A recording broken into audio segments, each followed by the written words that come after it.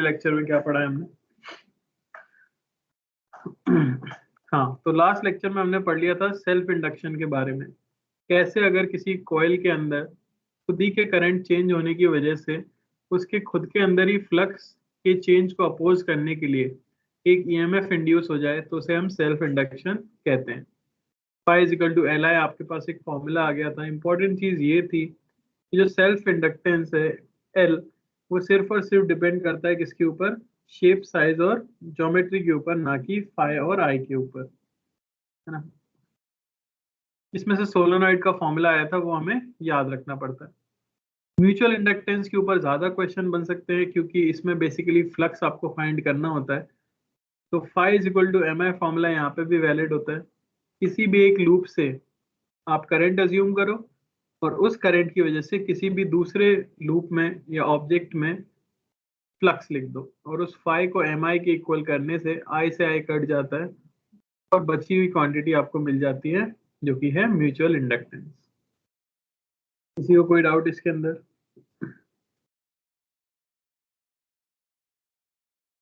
नहीं है? चलिए, तो आगे चलते हैं, तो इसके बारे में पढ़ते हैं। तो ये था सेल्फ इंडक्टेंस और म्यूचुअल इंडक्टेंस। अब मैंने कहा ही था यहाँ पे एक और इंस्ट्रूमेंट आ जाएगा जिसके बारे में हमें पढ़ना होगा, और वो है इंडक्टर। इंडक्टर, जैसे आपने रजिस्टर पढ़ा है, आपने कैपेसिटर पढ़ा है, और वैसे ही आपको पढ़ना है इंडक्टर। तो रजिस्टर, आपको पता है एनर्जी के साथ रजिस्टर की क्या रिलेशन है, बता सकते हो मुझे? एनर्जी, रजिस्टर एनर्जी को क्या करते हैं? वेस्ट। रजिस्टर एक इंस्ट्रूमेंट है जो कि इलेक्ट्रिकल एनर्जी को कन्वर्ट कर देता है किसके अंदर? हीट एनर्जी के अंदर, है ना।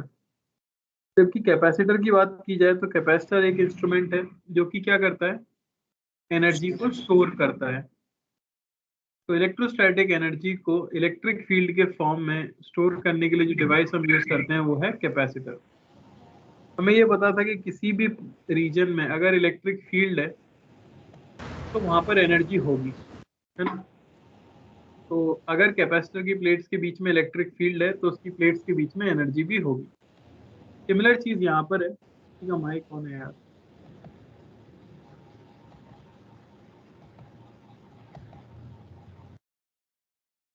ठीक है, सिमिलरली यहाँ पर मैग्नेटिक फील्ड है। तो देखा गया कि जिस रीजन में मैग्नेटिक फील्ड है वहां भी एक एनर्जी एसोसिएटेड होती है। ठीक है, तो उस एनर्जी को स्टोर करने के लिए जो डिवाइस बनाया गया वो है एक इंडक्टर। ठीक है, तो it is a device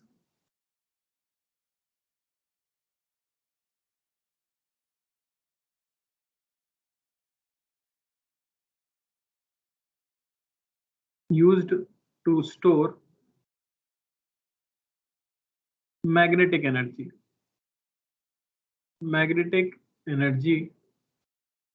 in the form of magnetic field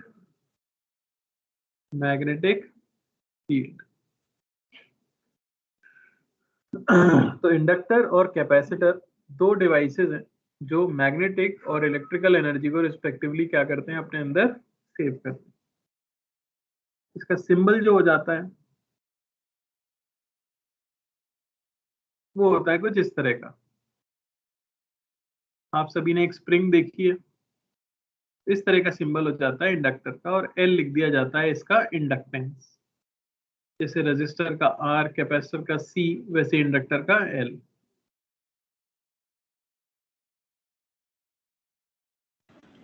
sir हाँ, सर आपकी स्क्रीन लैग कर रही है क्या? सिर्फ मेरे लिए, मतलब किसी और की हो रही है? किसी और के लिए, बाकी लोगों को कैसा दिखता है? सही है सर। एक बार वापस से शेयर करके देखो। सब बीच बीच में हल्का सा है। एक काम करता हूँ मैं, नहीं सर, ठीक है सर, अभी ठीक है। देखो मैं ऊपर नीचे करता हूँ तो पता लगेगा आपको। तो लैग तो है। एक बार वापस से अभी हो शेयर रहा है। करके देख लेते हैं।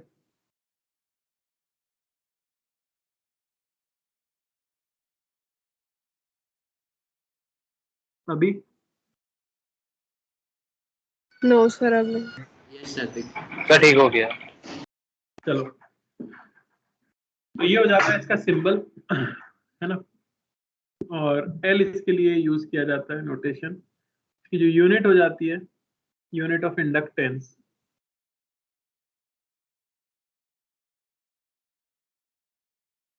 वो होती है आपकी हेनरी।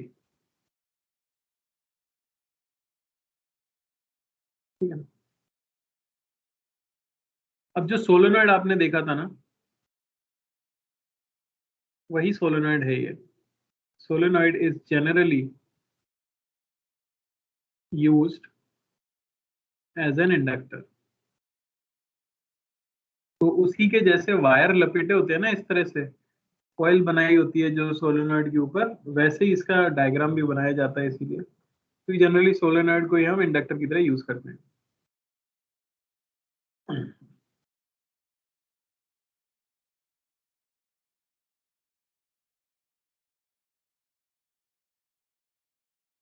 अब ये पढ़ने से पहले पढ़ना पड़ेगा मैग्नेटिक एनर्जी डेंसिटी के बारे में। जैसा आपने इलेक्ट्रिकल एनर्जी डेंसिटी के बारे में पढ़ा था कि किसी रीजन में अगर इलेक्ट्रिक फील्ड है तो वहां पर इलेक्ट्रिकल एनर्जी डेंसिटी होती है half epsilon not E square. Similarly अगर किसी रीजन में मैग्नेटिक फील्ड है बी, तो जो एनर्जी डेंसिटी बताई जाती है मैग्नेटिक फील्ड की, वो बता दी जाती है B square by 2 mu naught. B square by 2 mu naught important formula है। तो किसी पॉइंट पर अगर आपको मैग्नेटिक फील्ड पता है तो आप उस जगह पर कितनी एनर्जी की डेंसिटी है ये बता सकते हो। तो आप टोटल एनर्जी भी ऑब्वियसली बता पाओगे, है ना। मैं एग्जांपल दे देता हूँ। जैसे आपको मान लो कि हमारे पास एक इनफाइनाइट वायर है, आई करंट है उसके अंदर, और यहाँ हमारे पास एक क्यूब है ऑफ साइड ए। ये डिस्टेंस दी गई है एल। बोला गया है if L is very very greater than A, find magnetic energy, magnetic energy in the region enclosed by the cube। तो क्यूब ने जितना रीजन एनक्लोज किया है उसके अंदर कितनी मैग्नेटिक एनर्जी है। आप सिंपली क्या कर दोगे, एनर्जी हो जाएगी एनर्जी डेंसिटी इनटू वॉल्यूम। क्योंकि एल काफी बड़ा है ए से, तो क्या मैं मैग्नेटिक फील्ड को कांस्टेंट मान सकता हूँ? हाँ। यस बी की जगह आप लिख सकते हो mu naught I by 2 pi L.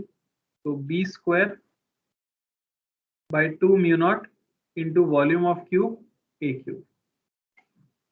ये आ गई आपकी energy.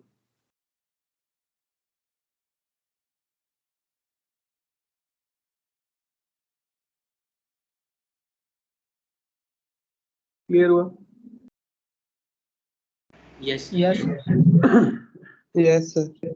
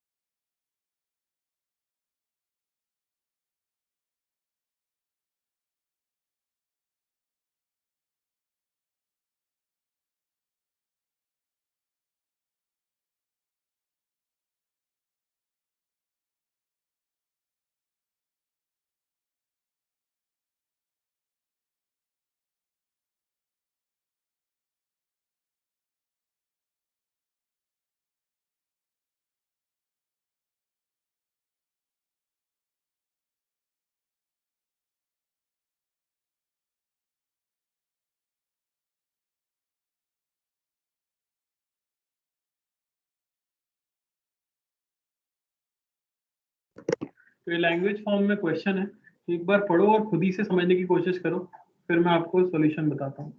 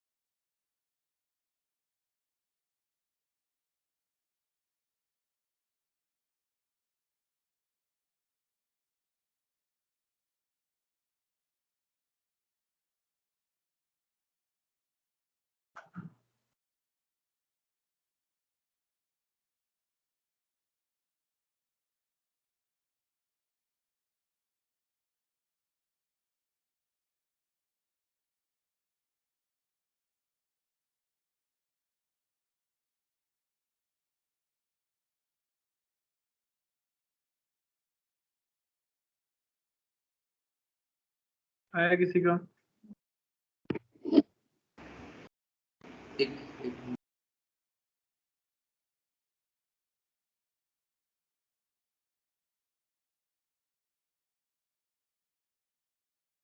Sir, mu naught I square by Sir, mu naught I square ln 3 by 4 pi.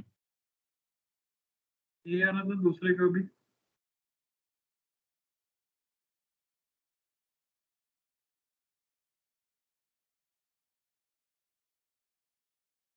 देखो, तो ऐसे कुछ सिलेंडर्स होंगे हमारे।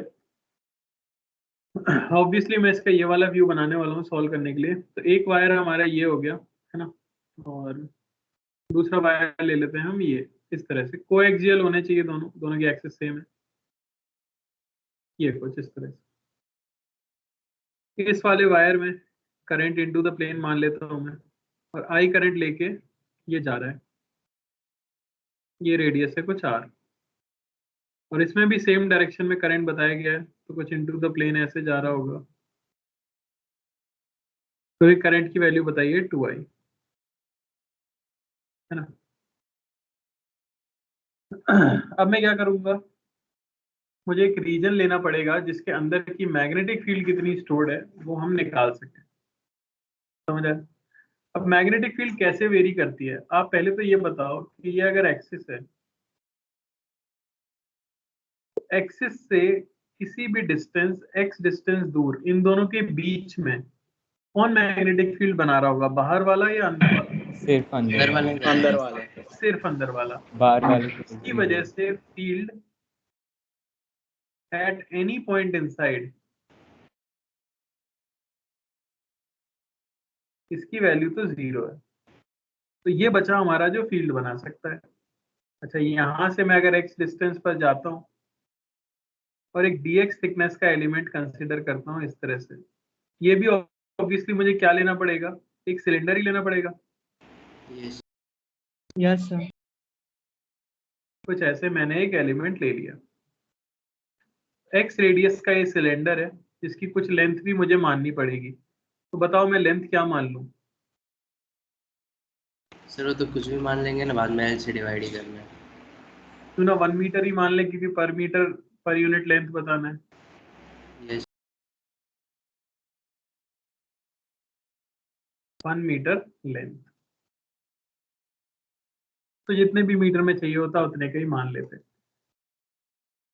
अब यहाँ पे मैग्नेटिक फील्ड जो आएगी कुछ इस तरह से आ जाएगी, है ना, बी।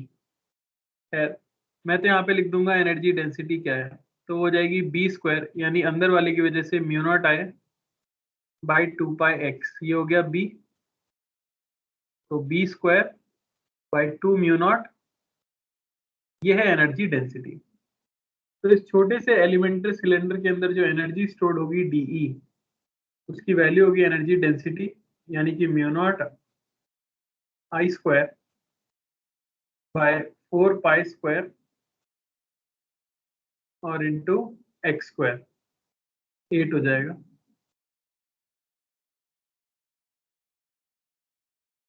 इंटू वॉल्यूम, तो इस सिलेंडर की वॉल्यूम हो जाएगी सरकमफ्रेंस 2 पाई एक्स और इंटू लेंथ 1 मीटर। ये क्लियर हुआ या नहीं हुआ सबको? Yes, sir. Sorry 2 pi x D x, total चाहिए ना हमें, तो एरिया तो क्या हो गया 2 pi X into D X into length 1 metre. समझ पा रहे हो?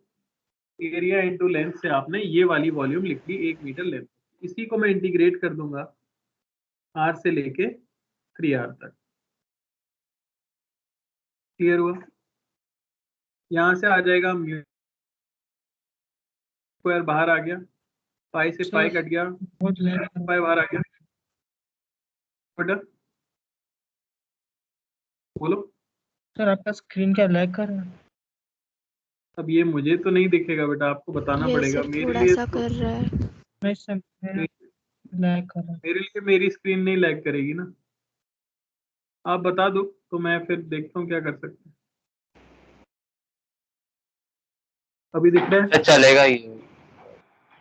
आज चलेगा क्या है ना, सर। थोड़ा मैं यहाँ पे इंस्टीट्यूट में आया हूँ, तो यहाँ पे नेट का थोड़ा सा इशू लग रहा है मुझे। तो ये मेरा घर वाला वाईफाई नहीं है, इसलिए थोड़ा इशू हो सकता है।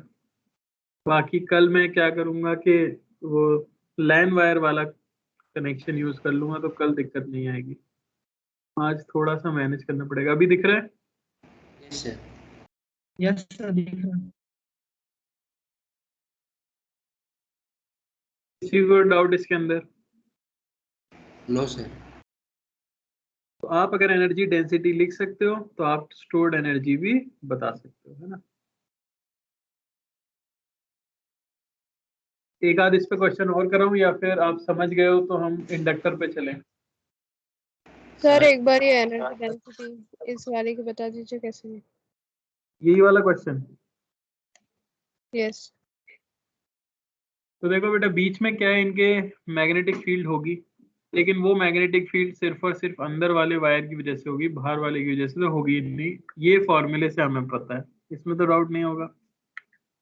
नो। तो हमने एक्स डिस्टेंस पे जाके एक dx थिकनेस का सिलेंडर इमेजिन किया, जिसको मैंने एलिमेंट बोला। इस तरह से एक्स डिस्टेंस पे गए और dx थिकनेस का 1 मीटर लेंथ का सिलेंडर इमेजिन किया, क्योंकि 1 मीटर में कितनी एनर्जी स्टोर्ड है यही मुझे बताना था।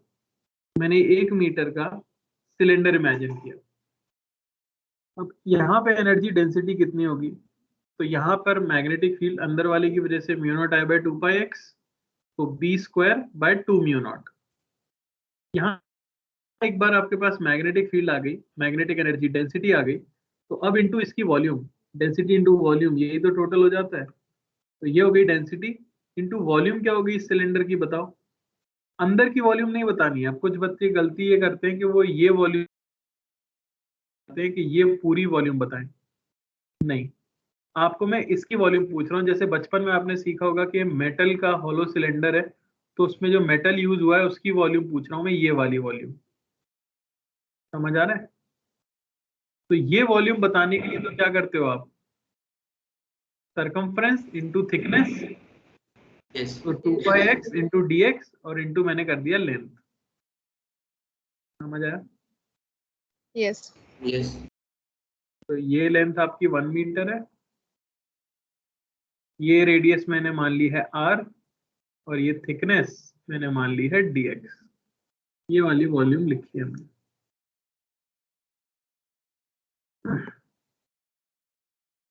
बोलो, एक और करना चाहते हो? Yes sir. ठीक है।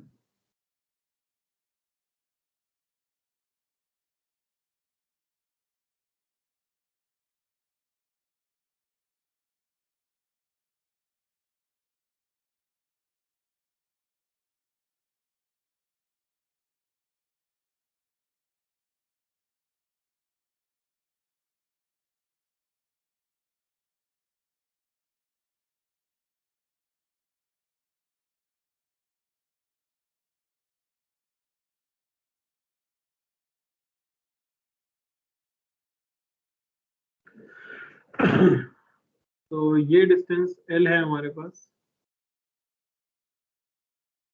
ये डिस्टेंस L मान लो, ये है A और ये है B। एक क्यूबॉइड है इस तरह से।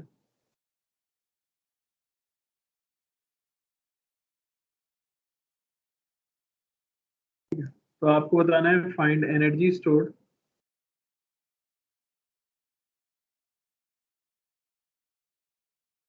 इन क्यूबॉइड।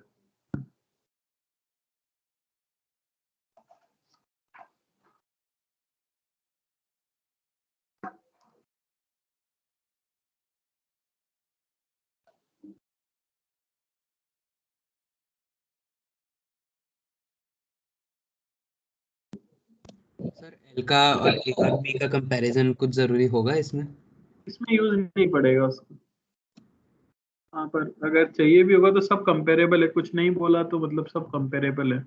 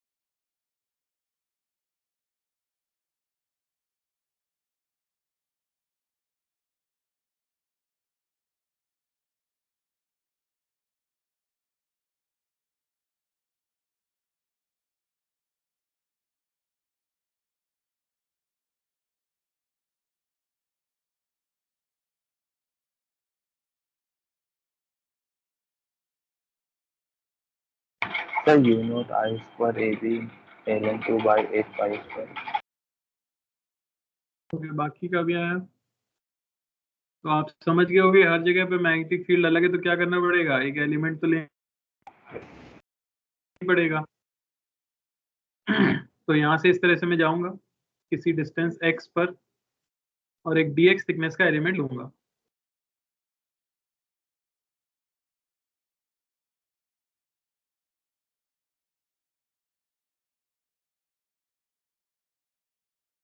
इस तरह से मान लो x डिस्टेंस पे जाके एक dx थिकनेस का ऐसा एलिमेंट इमेजिन कर लेते हैं, ऐसा कुछ जैसे ब्रेड का स्लाइस होता है ना पैकेट में से, वैसे यस।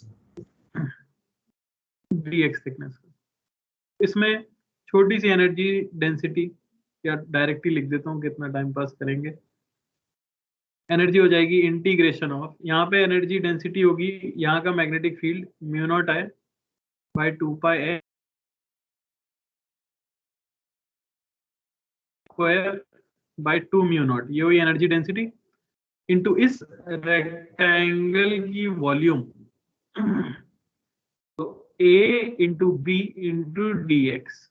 क्लियर हुआ या नहीं? x की वैल्यू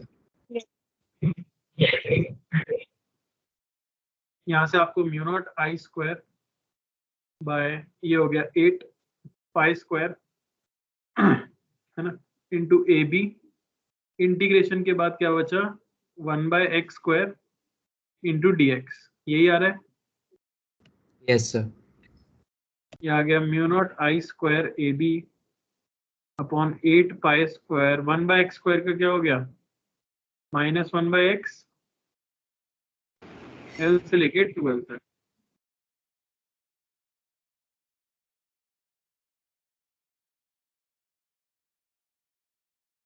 यहाँ से हमें मिल जाएगा ये सर ऐसे आई में तो स्क्वायर हम एक ए बी। डाल लेंगे ना। एक सेकंड पहले कर लेता हूँ। अच्छा एक सेकंड, हर जगह की डिस्टेंस फिर से अलग हो जा रही है, वही चीज हो रही होगी ना। हाँ सर, इसमें मान ए नेग्लिजिबल मान सकते हैं, ए को अगर मान लेंगे तो एल यही मानना पड़ेगा हमें, उसके बिना तो बहुत मुश्किल हो जाएगा। तो सर यहाँ हमें में भी ऐसा किया था। हाँ वही सेम ही टाइप के क्वेश्चन होते हैं घुमा कर आगे। ये आ जाएगा आंसर। इसमें इशू क्या आ रहा है, ए अगर नेग्लिजिबल नहीं है तो फिर ये डायरेक्शन मैग्नेटिक फील्ड की आगे हर पॉइंट की डिस्टेंस अलग हो जाएगी यहाँ पर, फिर आपको एक और ओके एलिमेंट लेना राइट। पड़ेगा इस स्ट्रिप के अंदर, हाँ वो थोड़ा क्लियर हुआ? Yes sir. कोई डाउट? ठीक है तो हमें ये समझ आ गया है कि अगर हमें किसी भी जगह पे मैग्नेटिक फील्ड पता है तो आप मैग्नेटिक एनर्जी डेंसिटी निकाल के टोटल एनर्जी स्टोर्ड बता सकते हो। अब आ जाते हैं वापस से इंडक्टर के ऊपर। तो ये एक इंस्ट्रूमेंट है जो कि मैग्नेटिक एनर्जी को स्टोर करने वाला है। सबसे पहले ये देख लेते हैं कि वर्क क्या करता है ये। तो इंडक्टर इन अ सर्किट, तो कुछ इसकी इंपॉर्टेंट प्रॉपर्टीज हैं जो मैं आपको बताने वाला हूँ और आपको याद भी रखनी है, उन्हीं के बेसिस पे क्वेश्चन जो है आ जाते हैं। ठीक है ना? जैसे सबसे पहली चीज तो ये, अगर आपका इंडक्टर है और इसमें कोई करंट फ्लो कर रहा है मान लो, तो इसका खुद का फ्लक्स होगा खुद से। सोलेनॉइड है, जैसे सोलेनॉइड में अगर करंट फ्लो करता है तो सोलेनॉइड के अंदर मैग्नेटिक फील्ड आ जाती है यूनिफॉर्म म्यू नॉट एन आई। अब वो मैग्नेटिक फील्ड का फ्लक्स अगर आप खुद ही सोलेनॉइड से निकालोगे तो आएगा ना, हमने सेल्फ इंडक्टेंस के टाइम पे निकाला था। Yes sir. यस। अब अचानक से अगर करंट बदलने लग जाए तो क्या फ्लक्स बदल जाएगा? हाँ, अगर करंट बदलेगा तो फ्लक्स बदलेगा। तो पहली चीज होती है the flux, the magnetic flux through an inductor cannot change instantaneously.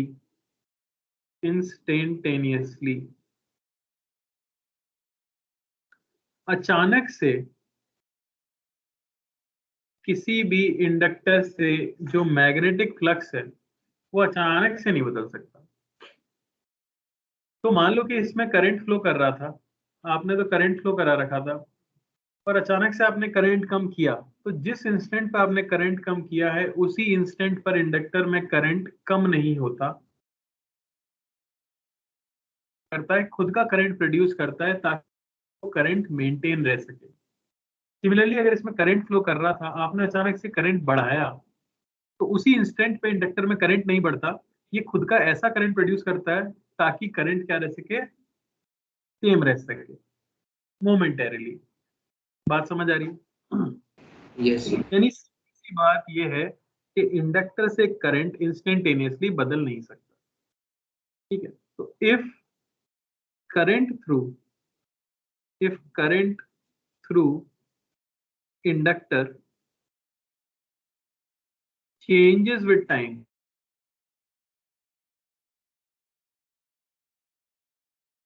with an EMF, obviously opposing EMF is induced in it in accordance with Lenz's law. In accordance with Lenz's law. तो एक inductor क्या है, solenoid है। Solenoid क्या है, कई सारे loops का कॉम्बिनेशन है, और हम जानते हैं कि किसी भी लूप से अगर मैग्नेटिक फील्ड बदलेगी तो वो एक अपोजिंग ईएमएफ जनरेट करेगा ताकि वो अपने अंदर से फ्लक्स को क्या कर सके, मेंटेन कर सके। तो सोलेनॉइड या इंडक्टर क्या करता है, अगर इसमें से करंट चेंज होता है, क्योंकि करंट चेंज होने से ही फील्ड चेंज होगी, अगर इसमें से करंट चेंज होता है तो ये एक अपोजिंग ईएमएफ प्रोड्यूस करता है लेंज लॉ के अकॉर्डिंग, ताकि इसके अंदर रहने वाला करंट उस इंस्टेंट पे क्या रह सके, सेम रह सके। बात समझ आई या नहीं? ये तो हो गया। अगर देखा जाए तो सादा शब्दों में मैं आपको बता दूं तो आप ऐसे याद रखना कि inductor behaves like a battery,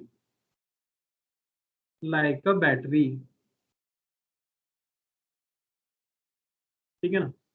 आप तो ऐसा याद रखो कि ये अगर आपका इंडक्टर है और ऐसे इसमें करंट फ्लो कर रहा था, और अगर ये करंट अचानक से बढ़ने लग जाए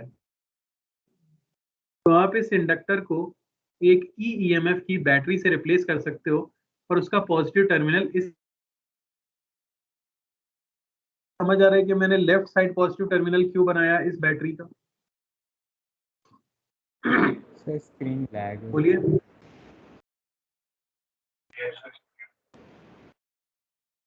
स्क्रीन लैग हो रही है, कुछ दिख नहीं रहा है आप लोगों को? मतलब सर सर बहुत आपके ज्यादा। देखने से सर 5 सेकंड 4 बाद सेकंड का तो लैग है।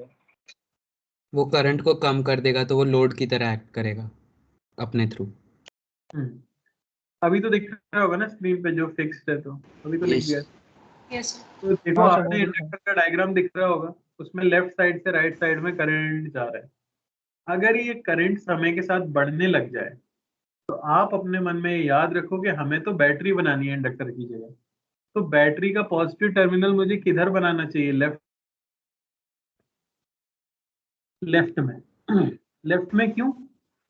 ताकि ये अपना करंट लेफ्ट में भेजे और वो ओवरऑल करंट क्या हो सके, कम हो सके। समझ आ रही है कि नहीं बात? क्योंकि आपको यस मेंटेन करना है ना। सिमिलरली अगर ये इंडक्टर है, सोच के देखो, और यहाँ से करंट आ रहा है और ये टाइम के साथ कम होने लगेगा, तो बताओ मैं बैटरी का पॉजिटिव साइड किस तरफ बनाऊंगा, लेफ्ट या राइट? राइट। राइट। राइट में सोच समझ के बेटा, सोच समझ के। स्क्रीन लैग कर रही है तो आराम से देख के बताओ। सर लेफ्ट में कम हो रहा है इसलिए लेफ्ट में बढ़ाएंगे। आपको उल्टा करना है, उल्टा करना है, सीधी सी बात है, उल्टा करना है। लेंस जहां भी पढ़ते हो उसका मतलब उल्टा। तो देखो, इसमें राइट में करंट बढ़ रहा था तो मैंने घटाने के लिए खुद का लेफ्ट में कर दिया, इसका लेफ्ट में घट रहा है तो आप क्या करना चाहोगे? लेफ्ट अगर में बढ़ाना बढ़ा। लेफ्ट में बढ़ाएं। लेफ्ट में बढ़ाना चाहोगे, और लेफ्ट में बढ़ाने के लिए बैटरी कैसी बनानी पड़ेगी?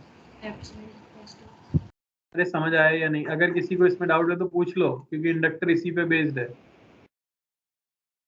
Yes sir. समझ आ रहा है? Yes sir. ठीक है। सिमिलरली देखो, अगर करंट यहाँ आ रहा है और ये बढ़ रहा है तो बैटरी कैसी बनाई जानी चाहिए, लेफ्ट या राइट पॉजिटिव वाला?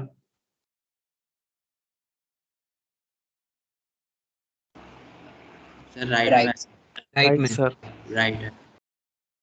तो करंट राइट से लेफ्ट की तरफ जा रहा है और वो करंट बढ़ रहा है, आप उसे घटाना चाहते हो तो आप खुद का करंट कहाँ प्रोड्यूस करोगे? उल्टी डायरेक्शन में। तो ऐसे बनानी पड़ेगी बैटरी। क्लियर हुआ सबको? यस यस तो हमारे सर्किट में कभी भी जब आपको इंडक्टर दिखेगा, आप क्या करोगे, उसे बैटरी से रिप्लेस करने की कोशिश करोगे, है ना। और बैटरी से रिप्लेस ऐसा करना है। सर आपका स्क्रीन है। हाँ मैंने बंद किया है, मैं वापस से एक बार वन नोट को चालू करके देख रहा हूँ। Okay sir.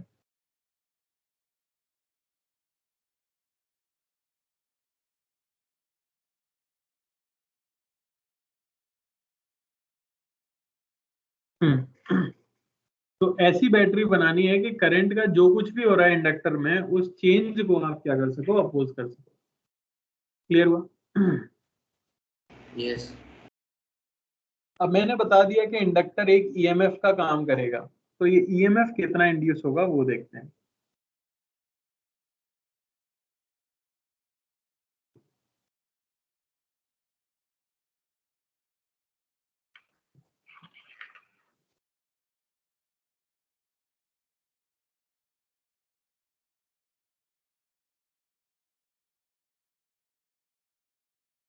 बोलो क्या चले ही है क्या इंटरनेट? Hello, yes sir. जनता सुन पा रही? स्क्रीन अटक रही है क्या? हाँ सर अभी लिखा हुआ है, अभी भी आ रहा है सर धीरे। अटक रहा है अभी भी? तो फिर तो Yes. सर समाधान। वॉइस भी क्रैक कर रही है आपकी। अरे अब बिल्कुल सब कुछ ही गड़बड़ हो गई क्या? सर वो बहुत वॉइस सर ठीक है, आपका स्क्रीन का थोड़ा है। सर स्क्रीन थोड़ी सी ज़्यादा लैग हो रही है, बाकी वॉइस ठीक है। थोड़ा देर में दिखता है ना आप लोगों को, बाद में दिख रहा होगा, ऐसा कुछ है। यस हाँ सर 4 हाँ सेकंड बाद होता है। 4 to 5 seconds. 4 सेकंड, बाप रे। चलो यार आज तो करना पड़ेगा। खैर, EMF induced in an inductor, EMF कितना इंड्यूस होगा तो देखो।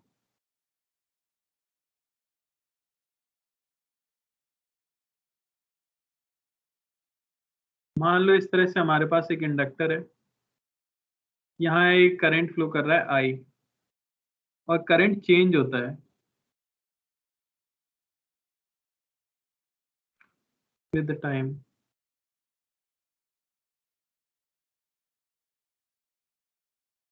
तो आई बेसिकली एक फंक्शन है टाइम का। तो मुझे बताओ फ्लक्स थ्रू इंडक्टर क्या होगा, क्या लिख सकता हूं मैं? इंडक्टर से पास होने वाला इस समय फ्लक्स क्या होगा? म्यू नॉट एन अरे एल आई, एल अगर इंडक्टेंस है तो फाई सिंपली एल आई हो जाएगा कि नहीं हो जाएगा? Yes Yes sir. अब ईएमएफ क्या होता है भाई? Minus D phi by D. इसे डिफरेंशिएट करेंगे तो ई हमें मिल जाएगा minus D by D T of L I. अब इंडक्टेंस तो फिक्स होता है, शेप साइज पे डिपेंड करता है। एल को अगर बाहर निकाल लें तो minus L D I by D T, यानी rate of change of current के साथ ईएमएफ डायरेक्टली प्रोपोर्शनल दिख रहा है। जितना ज्यादा करंट में चेंज होगा उतना ज्यादा ही ईएमएफ जनरेट होगा। ये माइनस साइन आपको क्या शो कर रहा है? करंट जितना ज्यादा उतना कम होगा। Lenz law. लेंज लॉ के साथ इसकी सहानुभूति या एग्रीमेंट, एग्री कर रहा है ये लेंज लॉ के साथ। ये बात आपको यहाँ से पता लग रही है। वो मैंने आपको सिखाई दिया है कि कैसे बैटरी बनानी है, ये आपको समझ आना चाहिए। सर्किट में आपको बनानी पड़ेगी। तो माइनस साइन का यूज तो है नहीं अपने लिए, वो तो बस हम देख लेते हैं करंट बढ़ रहा है घट रहा है उसके हिसाब से। और मैग्नीट्यूड क्या होगा? तो वो होगा L D I by D T. Sir हाँ सर एल यूनिफॉर्म है इसलिए बाहर ले गए। हाँ बेटा, कांस्टेंट है तो डिफरेंशिएशन से बाहर आ सकता है, क्योंकि एल हमने देखा था ना सिर्फ और सिर्फ किस पे डिपेंड करता है? शेप, साइज, ज्योमेट्रिकल ओरिएंटेशन, इन सब पे। ना वो करंट पे डिपेंड करता है, ना टाइम पे, किसी चीज पे डिपेंड नहीं करता। Okay sir.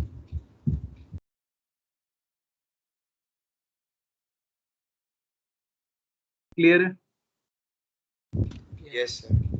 यस क्वेश्चन कर लेते हैं।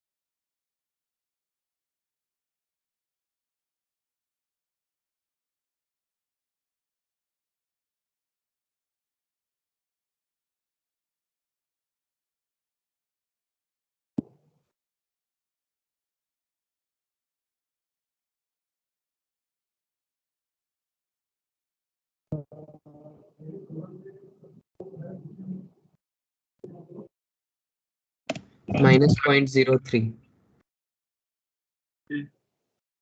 आपको कभी भी ऐसा क्वेश्चन आए तो माइनस बोलने की जरूरत नहीं है, क्योंकि मैंने पहले ही बताया माइनस क्या बता रहा है, लेंस लॉ यानी डायरेक्शन बता रहा है। तो यहाँ जनरली मीनिंग क्या होगा, सिर्फ मैग्नीट्यूड, है ना। यस सर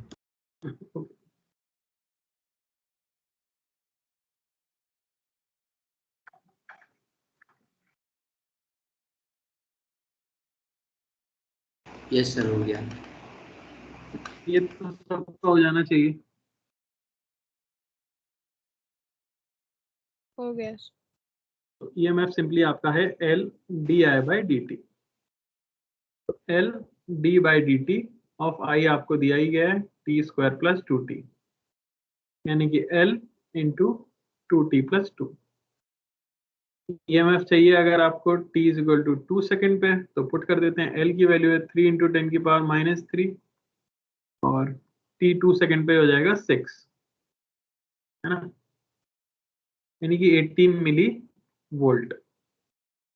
और E चाहिए अगर आपको t is equal to 4 second पे, तो L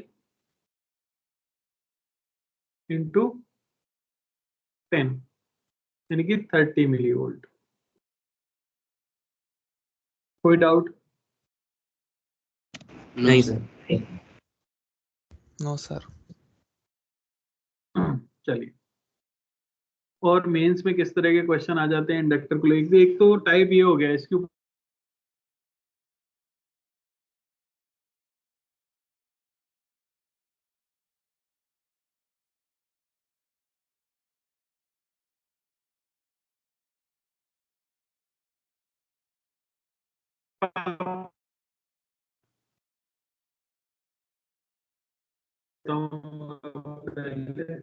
आपको करता हूँ।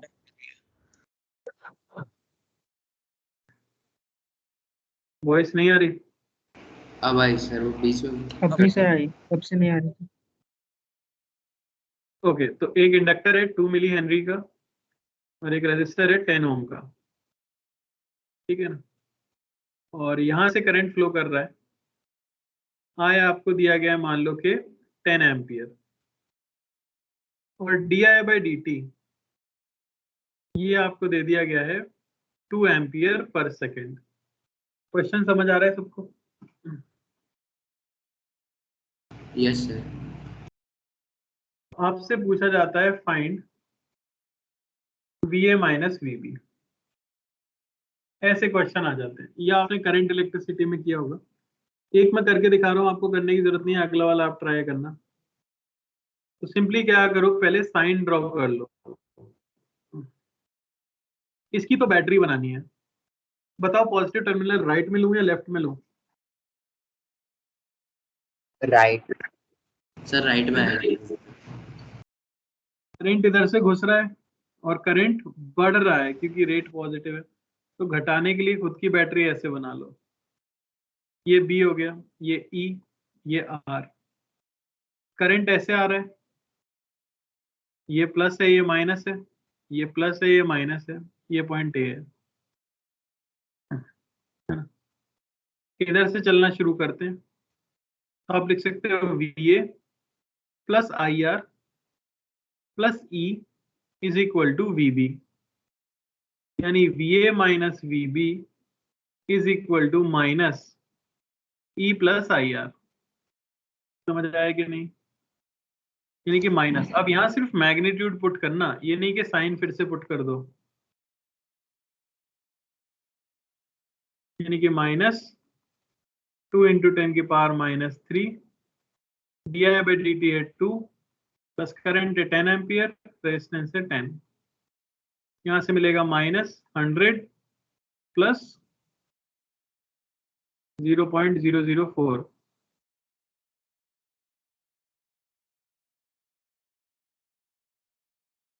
यही आ रहा है। Yes.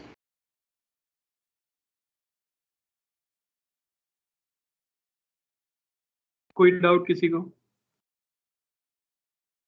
No, sir.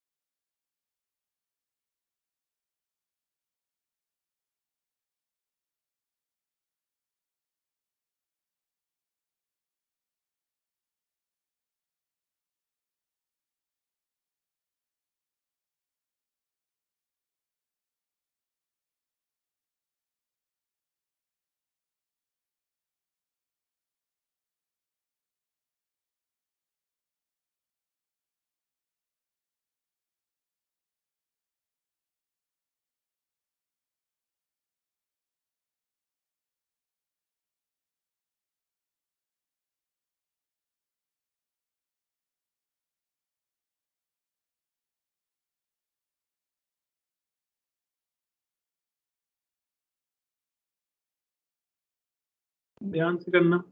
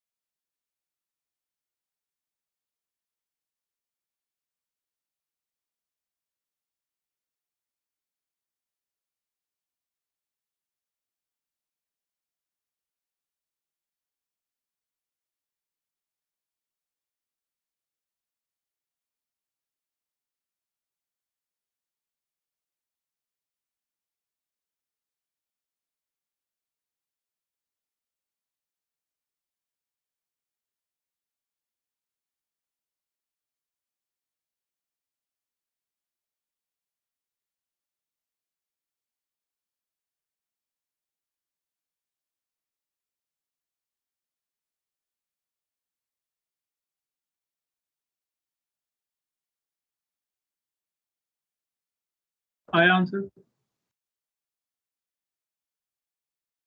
14 सर। 14 सबका मैच कर रहा है।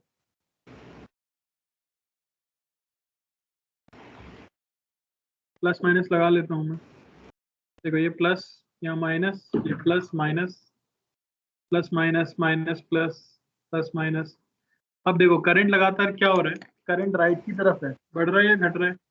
एड्रेस घट रहा है। तो आप क्या करना चाहते हो, बढ़ाना चाहते हो, तो पॉजिटिव टर्मिनल कहाँ बनाना चाहिए, राइट में लेफ्ट में?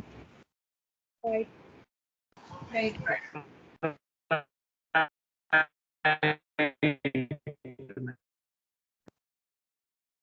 ये सेम चीज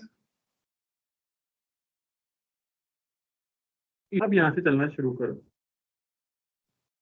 तो VA -2I -10 -I +5 -2I +E1 +10 +E2 is equal to VB। सही है या नहीं? तो VA माइनस VB यहां से मिल जाएगा हमें 2I यानी कि 2 × 5 +10 प्लस I यानी कि 5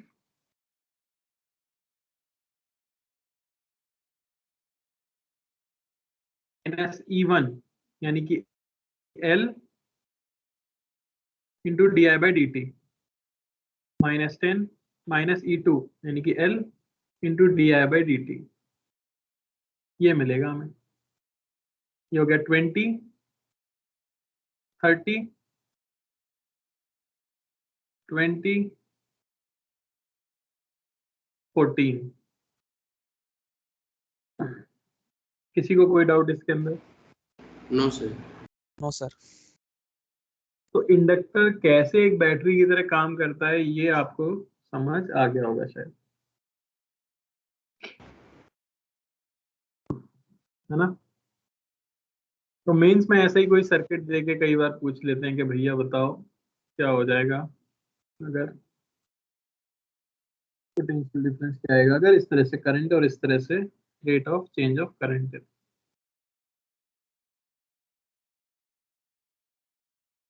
क्लियर है? यस। चलिए अगली चीज के ऊपर चलते हैं। अब देखते हैं कि इंडक्टर में एनर्जी कैसे स्टोर होती है ना? तो energy stored in an inductor.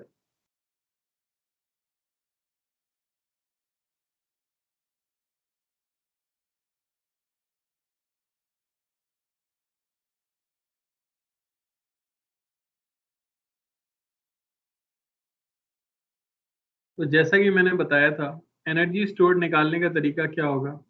Inductor हमारा एक सोलेनॉइड है, तो जनरली लॉन्ग सोलेनॉइड की हम बात करते हैं। मतलब इस तरह से एक लॉन्ग सोलेनॉइड है हमारे पास जिसमें करंट फ्लो कर रहा है I, है ना? ये इसकी लेंथ है L, एरिया मान लेता हूँ A, रेडियस मान लेता हूँ R। तो दिया गया है कि L is very very greater than R। अब इसके अंदर एनर्जी स्टोर्ड अगर पूछी जाए तो एनर्जी डेंसिटी कितनी अंदर होगी, एनर्जी डेंसिटी इनसाइड सोलेनॉइड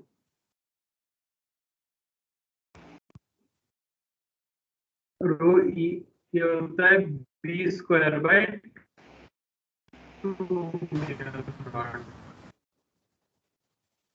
तो रो ई हो जाएगा B कितना आएगा, सबके वॉइस तो टोटल एनर्जी बिल्कुल आवाज नहीं आ रही क्या? अब आ रही है। अभी क्लियर हो गए। सर अभी आ रही है सर, बीच में मतलब आ ही नहीं रही। आने ही बंद हो गई थी। अच्छा सर तो कट रही थी, समझ में नहीं आ रहा था। समझ में तो बेटा स्क्रीन पे पढ़ोगे तो भी आ जाएगा, है ना? सिर्फ बोलना है। स्क्रीन दिख रही है ना सर आपको? वो भी नहीं आ रहा था। वो तो बहुत लैग कर रहा है। क्या करें, क्लास एंड कर दें? No sir. सर अभी दिख रहा है। सॉल्यूशन बताइए, प्रॉब्लम बता तो दुनिया बताती है, सॉल्यूशन बताओ। अब मैं अचानक अपने घर तो जा नहीं सकता।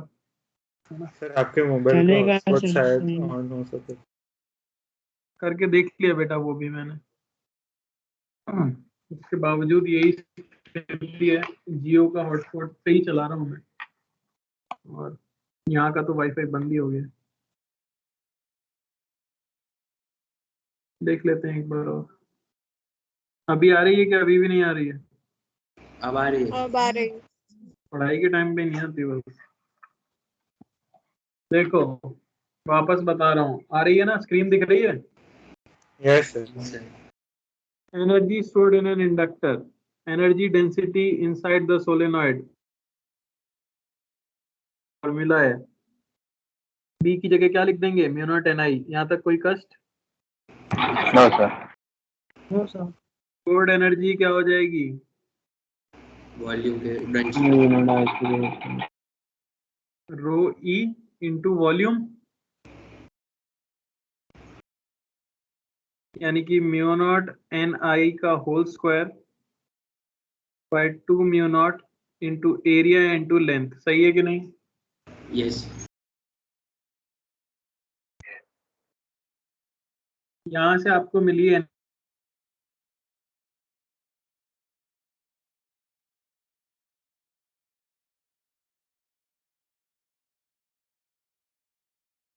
बाय 2। ये क्या है भाई, लोगों देखा है कभी?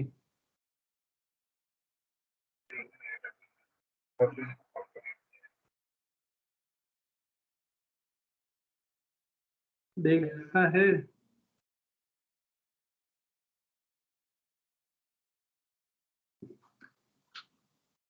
सर वो इंडक्टेंस। सर क्या इंडक्टेंस। बात? बिल्कुल सही बात, ये है inductance of solenoid. Inductance of solenoid. तो फिर हम ये सिंपली कह सकते हैं, for any solenoid, for any inductor of inductance L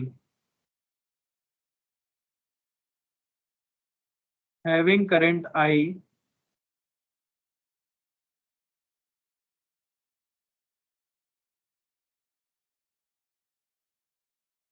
flowing through it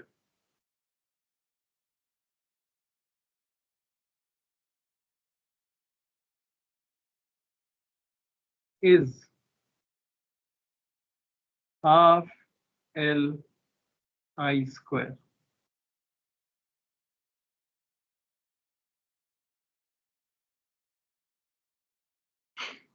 जैसे कैपेसिटर में स्टोर्ड एनर्जी होती है हाफ CV स्क्वायर, वैसे ही इंडक्टर में स्टोर्ड एनर्जी होती है हाफ LI स्क्वायर।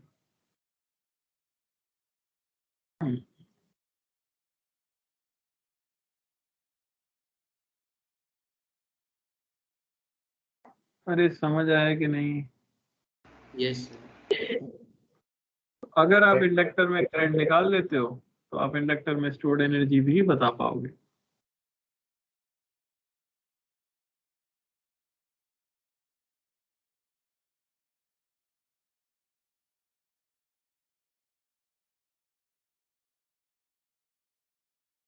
कॉपी हो गया? Yes sir. Yes.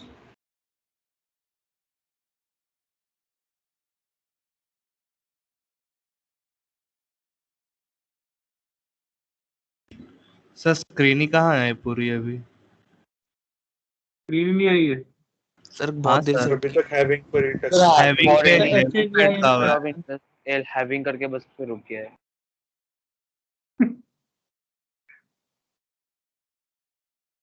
Having current आई, मैं बोल रहा हूँ लिख लो। Having current I flowing through it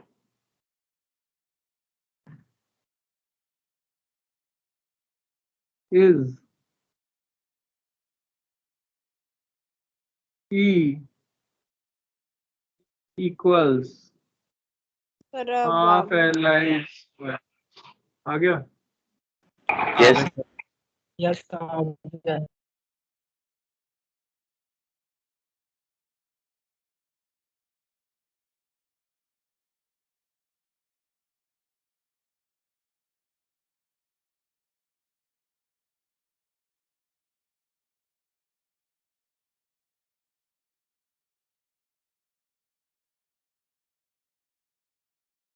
चलो आगे बढ़े।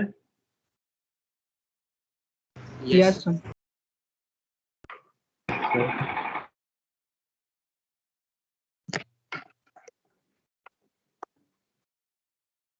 हम्म।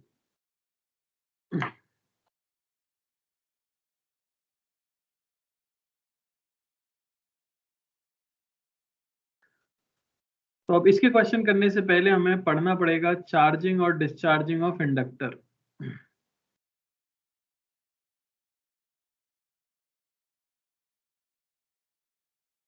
तो चार्जिंग ऑफ इंडक्टर,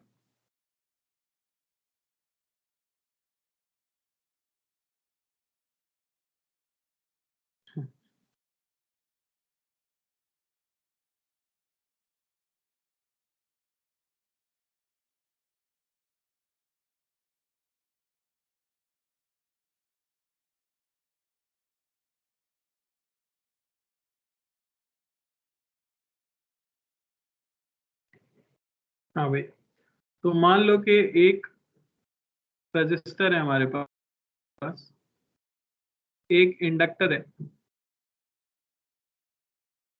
और एक बैटरी है।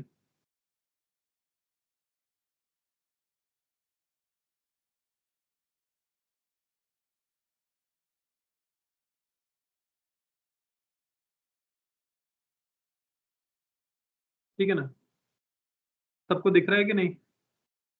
यस सर, दिख रहा है। तो switch S is closed at t is equal to 0। जैसे ही मैं स्विच को क्लोज करूंगा, बहुत जरूरी चीज है ये, बताइए सर्किट में करंट कितना होगा?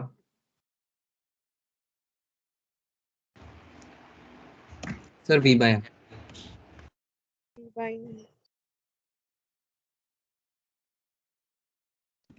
तो सर इमीडिएटली वो चेंज नहीं करेगा 0 से। Current in circuit is 0। समझ आया? क्यों? क्योंकि जस्ट t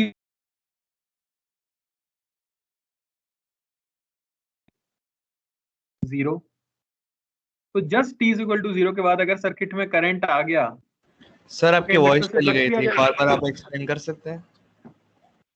हाँ कर सकता हूँ। तो कह रहा हूँ t इज इक्वल टू 0 से जस्ट पहले इंडक्टर में फ्लक्स कितना था? 0। तो स्विच बंद करते ही अगर करंट आ गया तो इंडक्टर में जो फ्लक्स है वो 0 रह पाएगा क्या? अरे नहीं ना। नहीं सर। तो ऑब्वियसली ये उस चेंज को क्या करेगा? अपोज। यस तो सर। इसने करंट अपने अंदर कितना रखा होगा? 0। क्योंकि इंडक्टर में फ्लक्स 0 था तो अपने अंदर फ्लक्स 0 ही रखना चाहता है, इसलिए वो इतना अपोजिंग ईएमएफ क्रिएट कर देता है कि सर्किट में कोई करंट ना रहे। समझ आ रही है बात? यस।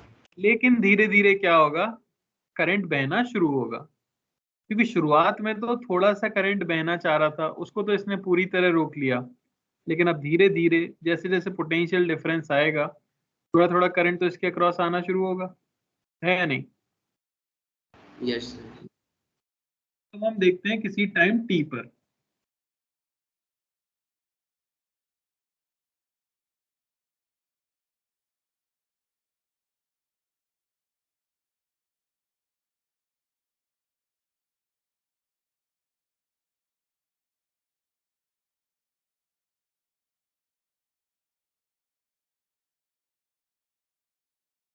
स्क्रीन दिख रही है? अभी नहीं आई होगी। आ गई सर। आ गई। तो किसी टाइम t पर जब आपका ये बंद हो चुका है, तब सर्किट में कुछ करंट हो गया होगा I, ऐसा मैं मान लेता हूं। तो इसकी बैटरी कैसी बन रही होगी इस समय, ये बताओ, बोलिए। सर राइट साइड में आएगा पॉजिटिव। राइट साइड में आएगा। अरे करंट 0 था, धीरे धीरे करंट बढ़ रहा होगा ना, सॉरी सर लेफ्ट में आएगा। तो उस बढ़ते हुए करंट को रोकने के लिए इसने अपनी बैटरी इस तरह से बनाई होगी, यस है नहीं? ये प्लस है, ये माइनस। मैं केवीएल लगा देता हूं, लूप लॉ। तो आपको क्या मिलेगा यहां से? यहां से चलना शुरू करें, मैं लिख सकता हूं minus I R minus E plus V is equal to 0, है या नहीं? यानी E is equal to V minus I are.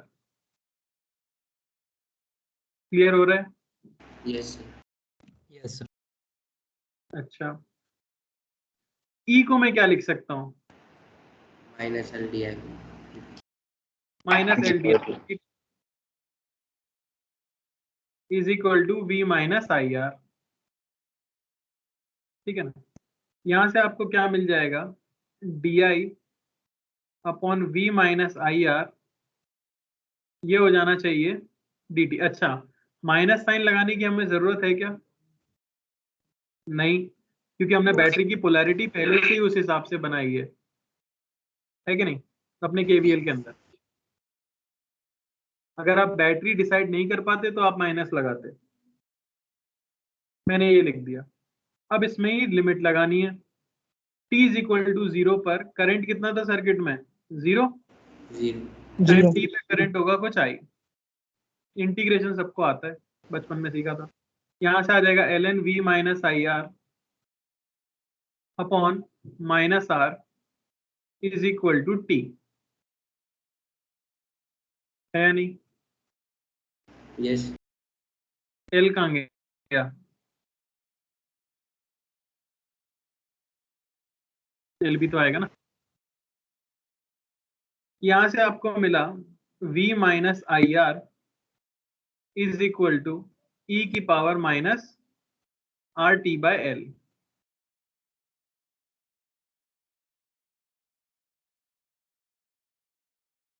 अरे बोलो सही है कि नहीं? Yes yes sir. कुछ तो गड़बड़ लग ये रही जो है। आरटी है वो तो टाउ ही हो गया ना, जो हमारा नहीं, टाइम अरे कांस्टेंट था। इसमें लिमिट डालना तो भूल ही गया मैं, तुम लोग भी बता नहीं रहे। इंटीग्रेशन आएगा इसका ln v minus I R upon V भी तो आएगा upon minus R is equal to T by L. तो यहाँ एक v और आ जाएगा। अरे 0 पुट करोगे तो v तो बचेगा। यस i की वैल्यू क्या मिली? v by R 1 minus e की power minus R T by L. देखा देखा लग रहा है क्या? लग रहा होगा। Yes sir. v by R क्या है भाई? Yes sir. जो मैक्सिमम करंट सर्किट में हो सकता है वो v बाय आर ही तो हो सकता है। यस सारा का सारा वोल्टेज जब रेजिस्टर को मिल जाएगा तभी तो मैक्सिमम करंट आएगा। और ऐसा कब होगा करके देखो, आई की वैल्यू आई मैक्स कब आएगी? t is equal to infinity, at t is equal to infinity. ठीक है ना? तो आई आप लिख सकते हो, ये हमें मिला आई मैक्स 1 माइनस ई की power minus T by tau, जहां टाउ को कहा जाता है टाइम कांस्टेंट।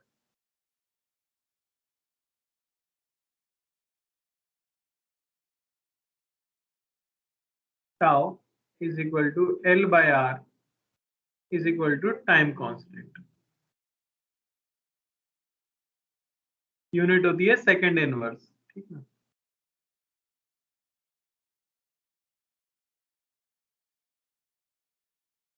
कोई दिक्कत किसी को? No sir. ग्राफ भी याद आ गया होगा आपको शायद। यस आसान लग रही है ना फिजिक्स? सेम चीज रिपीट हुए जा रही है? नहीं लगे? यस। हाँ, इसमें कुछ नोट भी करते थे, याद है? ये आई मैक्स है, एक अच्छा, टाइम अच्छा। कांस्टेंट पे कितना हो जाएगा? 0.63 0.63 0.63 आई मैक्स। यानी कि करंट increases to 63% value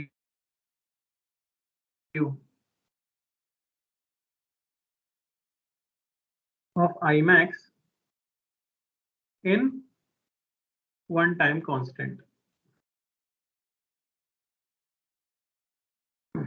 तो भाई ट्रिक क्या याद रखोगे? कैपेसिटर में ट्रिक थी कि t इज इक्वल टू 0 पर कैपेसिटर रिप्लेस होता था कंडक्टिंग वायर से, और t is equal to infinity पे कैपेसिटर की ब्रांच में करंट होता था 0। यहाँ क्या ट्रिक होगी? बोलिए। At t is equal to 0 current in branch of inductor क्या होना चाहिए? 0। बिल्कुल उल्टा है कैपेसिटर का। At t is equal to infinity, इसी को क्या बोलते हैं? स्टेडी स्टेट, या after a long time inductor is replaced by a conducting wire. Inductor can B imagined as a conducting wire.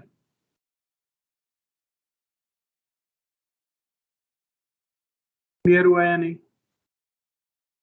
Yes, sir. ये था चार्जिंग ऑफ इंडक्टर, जो अगर आपने पहले कैपेसिटर में पढ़ा है तो आपको बहुत ही इजी लगा होगा। इसके क्वेश्चंस हम देखेंगे। ये है थ्योरी। क्लियर हुआ? Yes, sir. कोई डाउट हो तो अच्छे से पढ़ना नोट्स। क्लास में तो चलो अच्छे से हो नहीं पाया क्योंकि नेट कनेक्शन जा रहा था। घर पे आराम से पढ़ लेना, और कोई भी डाउट हो कल क्लास शुरू होते ही पूछ लेना, ठीक है? Okay sir. एंड करें फिर? जरूर लिखना है। Yes sir.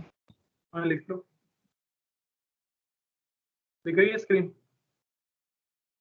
सर डाउट्स के सॉल्यूशंस आपने नहीं भेजे।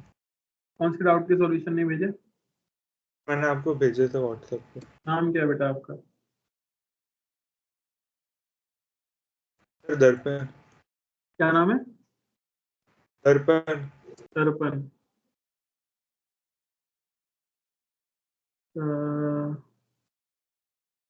दर्पण।